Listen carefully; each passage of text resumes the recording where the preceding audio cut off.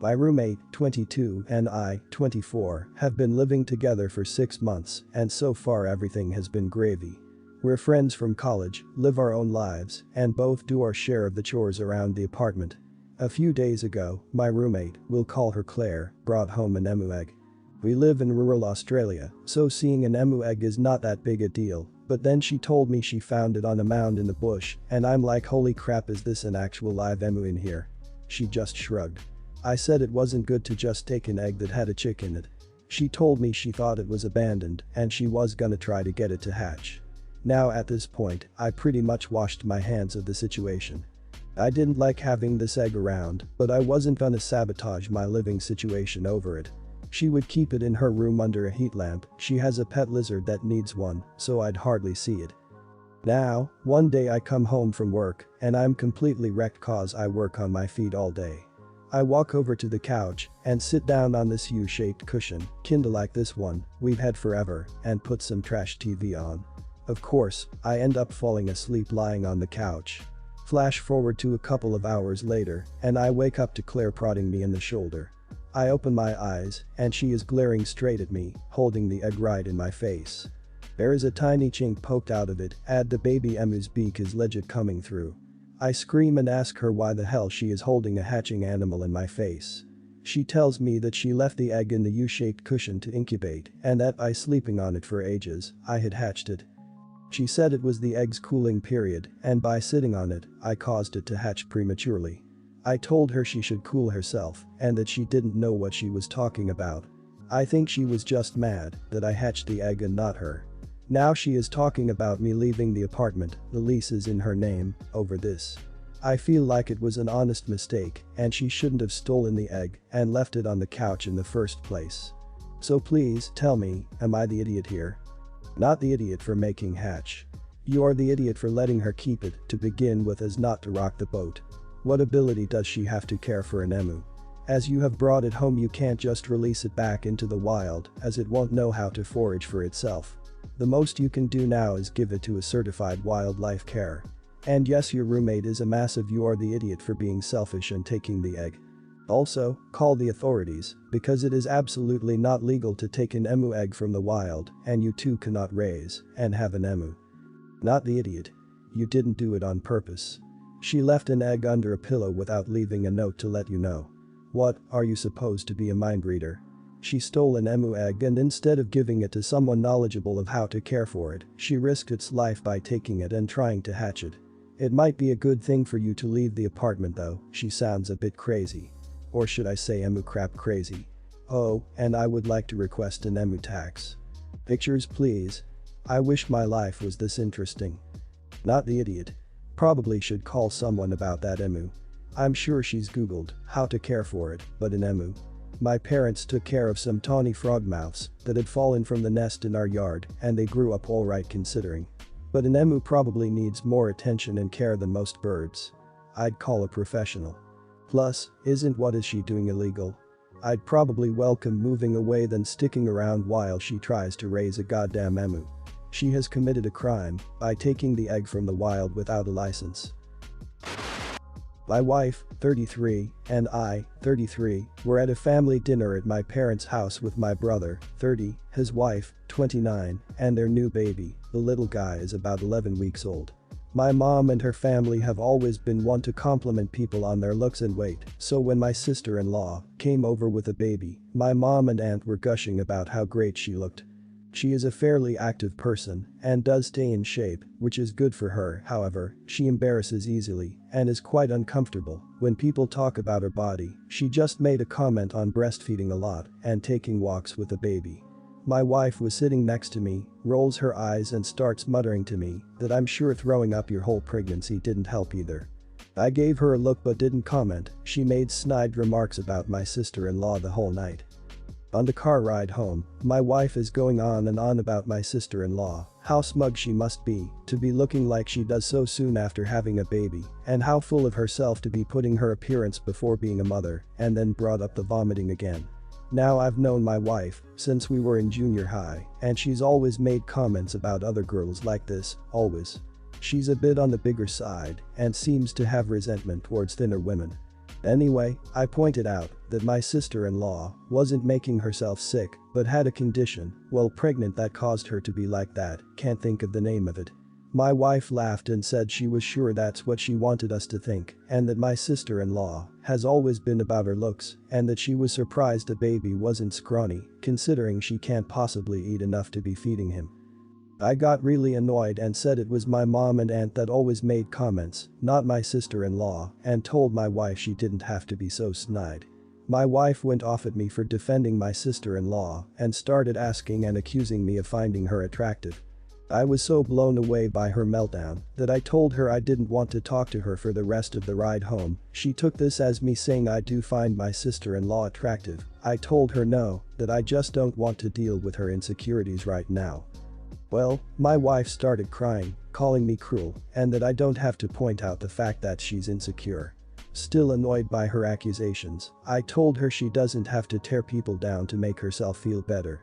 When we got home she went straight to bed, and I get a lovely explosion of texts from her friends telling me what idiot I am. I know her feelings are hurt, but I don't think she has to make comments about others who have done nothing to slight her other than looking the way they do. Not the idiot. I would strongly recommend she go to counseling. If you don't think she'd go on her own, maybe offer to go to couples counseling to talk through and finally resolve this toxic behavior.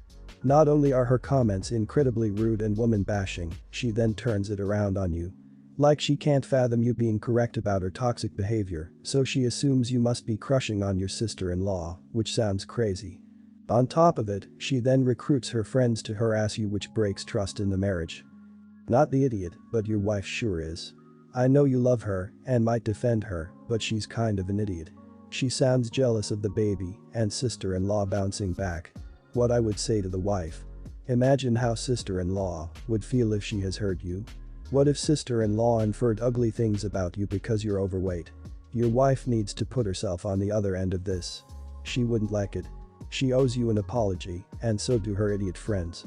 The next time she makes a comment, she can do it to her friends, not where a family could hear her. Not the idiot.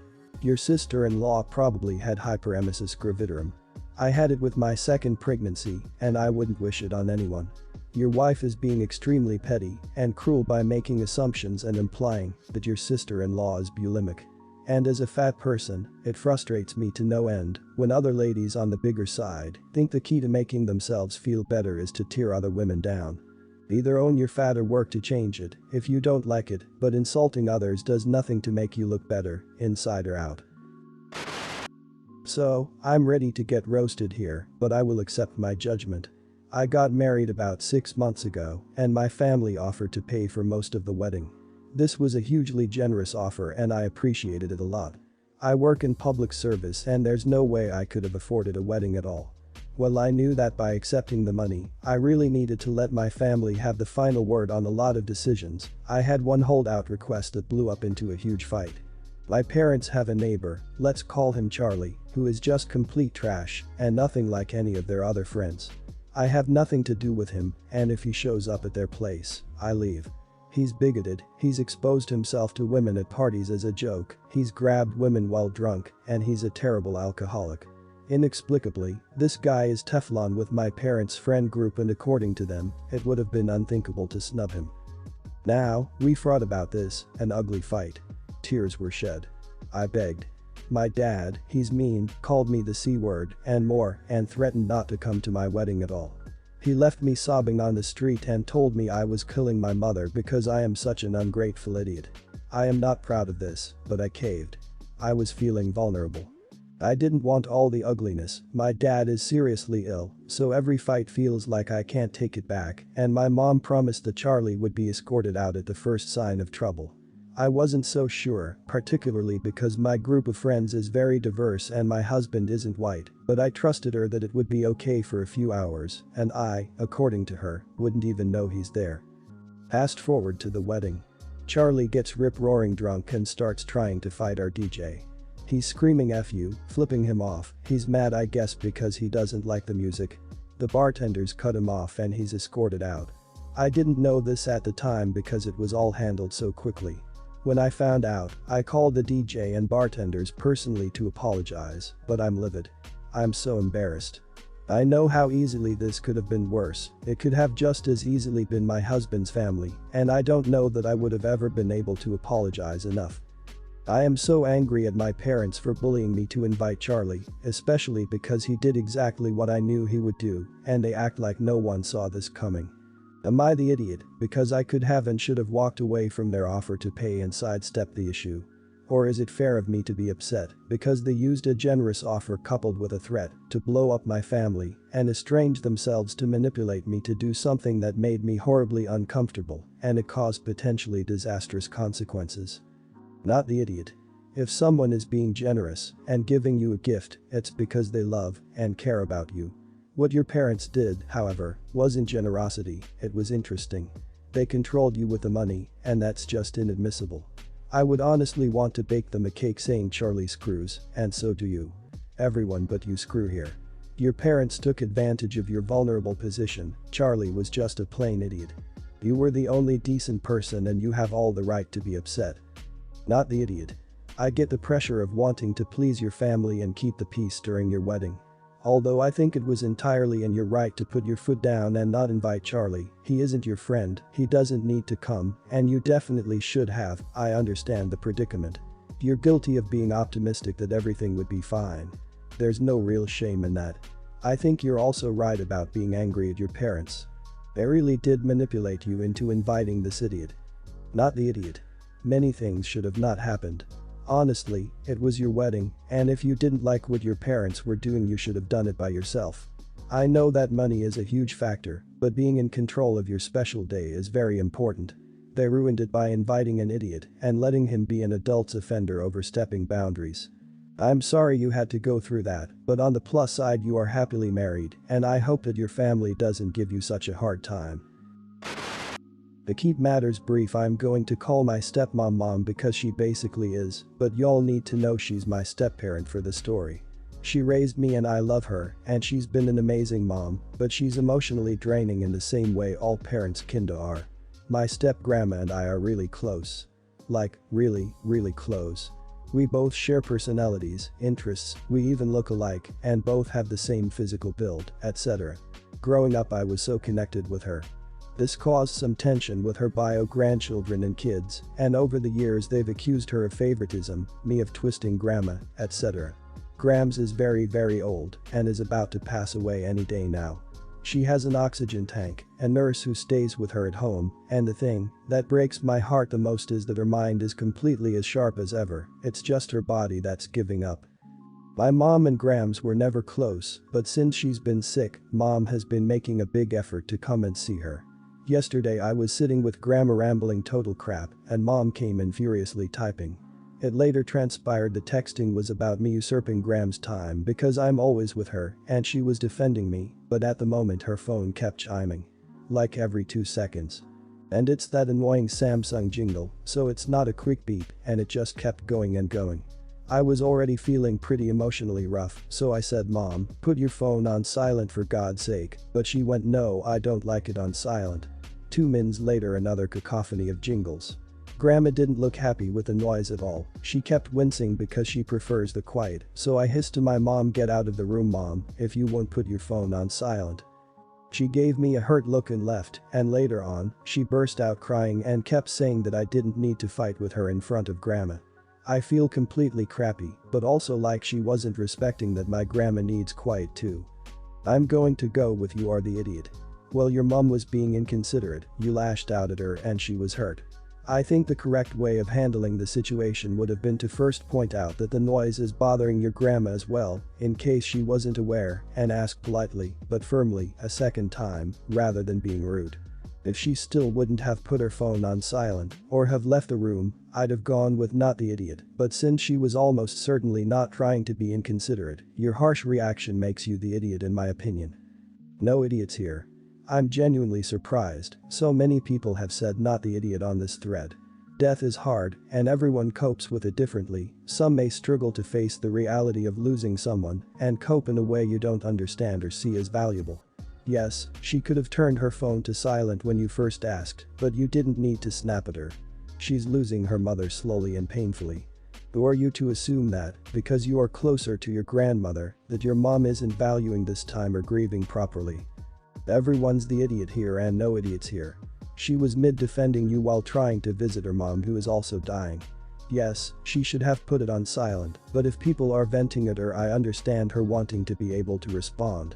I think it's just an emotional time and was not handled well by anyone. I would apologize to mom for being harsh and thank her for defending you to the other grandkids, who seem to be the idiots in this situation. If they really wanted to visit and spend time with Grams, they would be, instead of complaining to your mom that you're always there. My friend and I met in college, had been best friends for a few years, and she asked me to be a maid of honor in her wedding. She had 2 maid of honors, one of whom was a childhood best friend, so I was second. This didn't bother me, because I was just honored and excited to be part of her big day. I fulfilled all of the maid of honor duties, planned an engagement party, planned an awesome bachelorette weekend, and helped her with various wedding planning activities. She had a huge bridal party, and everyone was allowed to bring dates, so a couple months before the wedding I asked her if it was okay if I invited this guy I was dating. He was great, and she had never met him because she moved a few months before. We had talked about him a lot, and she told me she was excited to meet him. After I asked her, she freaked out on me, told me I was a terrible friend for even thinking I would be allowed to invite a date. My attention needed to be fully around her the whole weekend. Why would I expect her to want to meet this guy I am dating on her wedding weekend? This was so last minute and there wouldn't be enough food. It was over 2 months in advance, and the wedding was buffet style. I was annoyed because the other maid of honor was bringing a date, but decided not to fight her on it because ultimately it was her wedding and it wasn't worth it to me. I apologized and accepted I would be the only dateless one in the 24-person wedding party. This caused a huge rift in our friendship for the next few months till the wedding.